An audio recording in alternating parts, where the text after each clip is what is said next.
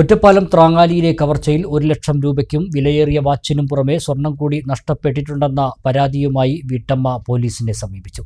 ത്രാങ്ങാലി മൂച്ചിക്കൽ ബാലകൃഷ്ണന്റെ വീട്ടിലെ കവർച്ചാ കേസിലാണ് അടിമുടി ആശയക്കുഴപ്പം. അലമാരയിൽ സൂക്ഷിച്ചിരുന്ന 63 പവൻ സ്വർണവും പണവും വിലപിടിപ്പുള്ള വാച്ചും പോയെന്നായിരുന്നു ആദ്യ പരാതി. ബാലകൃഷ്ണന്റെ ഭാര്യ ചെന്നൈയിൽ മകന്റെ വീട്ടിലായിരുന്ന നവംബർ 29 രാത്രിയായിരുന്നു കവർച്ച. പോലീസ് വീട്ടമ്മയുമായി ഫോണിൽ സംസാരിച്ച ശേഷം അലമാരയിലെ രഹസ്യ അറ തുറന്നപ്പോൾ സ്വർണം സുരക്ഷിതമെന്നായിരുന്നു കണ്ടെത്തൽ. പിന്നെ 1 ലക്ഷം രൂപയും വാച്ചും കവർന്നെന്ന പരാതിയിൽ അന്വേഷണം മുന്നോട്ടു പോകുന്നതിനിടെയാണ് വീട്ടമ്മ ചെന്നൈയിൽ നിന്ന് തിരിച്ചെത്തിയത്. ചെന്നൈയിലായിരുന്ന ഇവർ തിരിച്ചെത്തി നടത്തിയ വിശദമായ പരിശോധനയ്ക്ക് ശേഷമാണ് 19 പവൻ സ്വർണം കാണാനില്ലെന്ന പരാതിയുമായി വീണ്ടും പോലീസിനെ സമീപിച്ചത്.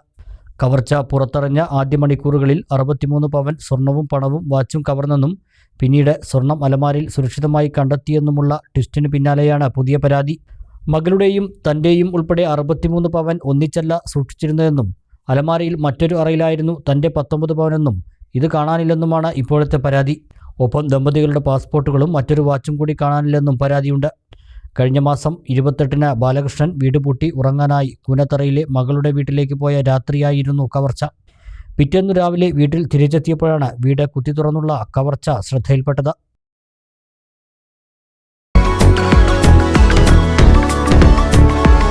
Kavita Gold and Diamonds. Choose your special.